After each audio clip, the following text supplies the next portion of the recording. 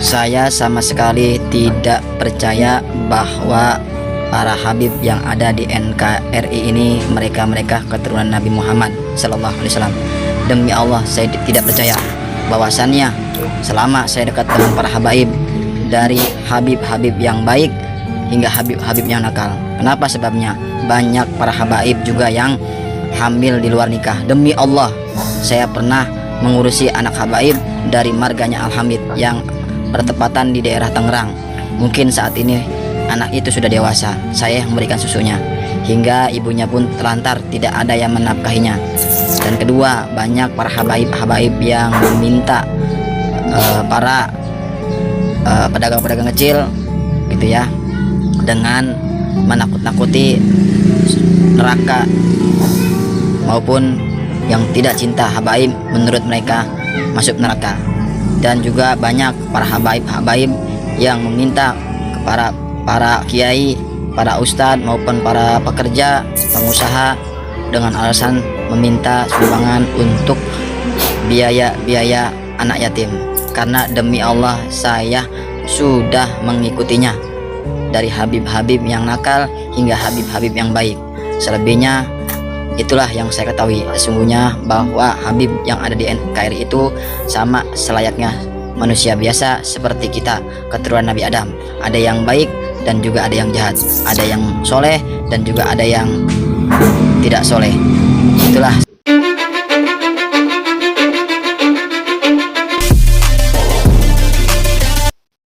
Kita semua sudah mendengarkan ya kesaksian dari saudara kita dari Tangerang. Iya, dulu temannya Habib itu banyak, karena dulu itu kan masih percaya kalau Habib itu cucu Nabi, zuriyah Nabi gitu loh. Ada yang baik, ada yang jelek. Sebenarnya kalau mau berpikir kritis seperti saudara kami yang di Tangerang itu, tidak ada istimewanya Habib itu. Jadi pengakuannya sebagai nasab mulia, orang mulia, itu terbantahkan dengan perilaku haliyah kesehariannya. Buktinya banyak kok Habib yang di situ itu hamil di luar nikah, iya kan? Banyak. Terus nikah dengan ahwal seenak semaunya sendiri. Nikah, punya anak, terus ditinggal pergi, ditelantarkan. Sampai dari kesaksian saudara kami yang ada di Tangerang tersebut, itu yang ngurusi kecilnya itu saudara kami itu membelikan susu, ya kan? Karena tidak dirawat, tidak dinafkahi oleh si Habib yang menghamili si perempuan tersebut. Bukan hanya anaknya, ibunya juga sama ditelantarkan. Ngeri saudara-saudaraku, ngeri. Belum lagi perilaku dawir kesana kemari, malakin pedagang-pedagang kecil, ya kan? Terus kiai-kiai kampung yang lugu-lugu, yang tulus-tulus itu kan dipalaki tiap hari. Itu dulu. Makanya dari kesaksian saudara kami yang ada di Tangerang ini, semakin yakin bahwa mustahil para Habib ini cucu Nabi, karena sama saja perilakunya dengan umumnya manusia. Tidak ada kelebihan berblas, ibaratnya seperti itu.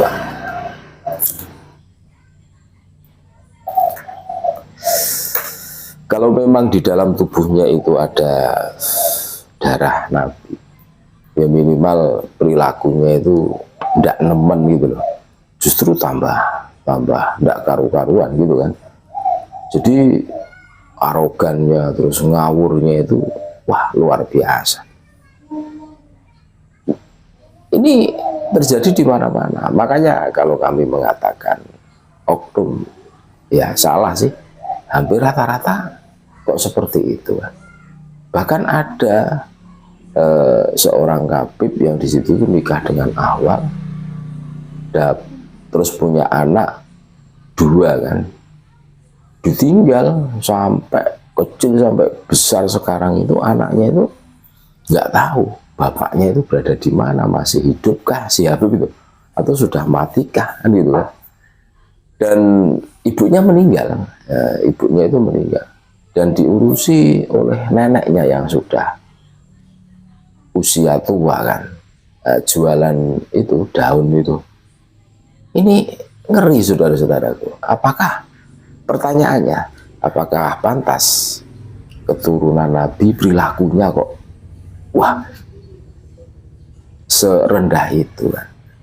Ya kalau nikah terus punya anak ditinggal semua orang bisa bro, ya kan.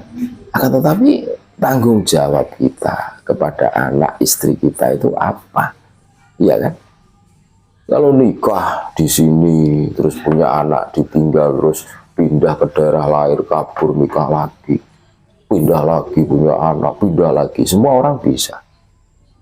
Dan ini persis kejadian yang diceritakan saudara-saudara kami, saudara kami ya, yang ada di Tangerang ini.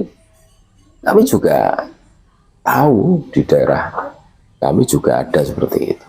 Ngeri kan? Ngeri. Kasihan. Makanya kami terus-menerus menyuarakan ini agar saudara-saudara kami, sudahlah. Habib itu bukan durian Nabi gitu loh. Terus jauh karena ditinjau dari perilakunya yang di situ itu banyak sekali penyimpangan, bahkan dibandingkan dengan kenakalan orang-orang pribumi itu jauh lebih parah kan. Ya ada orang pribumi yang nakal, coba masih bisa dihitung jari. Tapi kalau Habib ini mayoritas loh. Justru yang baik itu oknum itu loh, sedikit sekali. Ya contoh Dawir itu loh, Dawir itu rata-rata kesana kemari, bahkan terschedule dengan baik. Hari ini daerah sana, hari besok daerah situ kan gitu kan. Itu dulu kami sempat iskal berpikir seperti itu, apa iya cucu Nabi kok seperti ini kan. Cuma karena belum adanya tesis kajian ilmiah tentang rungkatnya Bani Topologi ini kan, dulu kami tidak berani. Tapi alhamdulillah munculnya Kiai Haji Maduddin Usman Al-Bantani yang di situ dengan sukarela bikin tesis kajian ilmiah sehingga menyadarkan kita, dan ini menjadi hujah kami, makdirah kami. Ketika kami besok ditanyai oleh malaikat kok berani dengan cucu Nabi, loh bukan cucu Nabi, itu palsu kan gitu kan, punya alasan gitu loh. Dan tes DNA itu yang tidak bisa dibohongi. Dari hasil tes DNA mereka, Bani Pak Alwi ini haplogrupnya itu G kan. Nah ini semakin menguatkan saja. Dari ilmiah, virologi, genetika DNA, nggak nyambung-nyambung. Bahkan dari perilakunya, sebagaimana cuplikan video kesaksian saudara-saudara kami yang ada di Tangerang, bahkan pernah ngurusi anaknya Habib, ya hasil dari hamil di luar nikah, ditinggal pergi, ya seperti ketelan bumi. Ya mungkin salah satu trik dia supaya dia itu tidak terkena imbas dari hamil di luar nikah kan gitu. Iya kan, ya korbannya anaknya dan istrinya itu kan. Ngeri saudara-saudara, sampai yang membelikan susu dan lain sebagainya itu kan urus, ya mungkin anaknya itu sudah dewasa. Jadi itulah saudara-saudaraku fakta yang ada di tengah-tengah masyarakat, bagaimana perilaku menyimpang yang ditonjolkan, dilakukan oleh para Habib Dobol ini. Ini semakin menguatkan bahwa mereka itu bukan cucu Nabi, jauh dari segi apapun. Terima kasih, tetap NKRI harga mati Nusantara milik kita.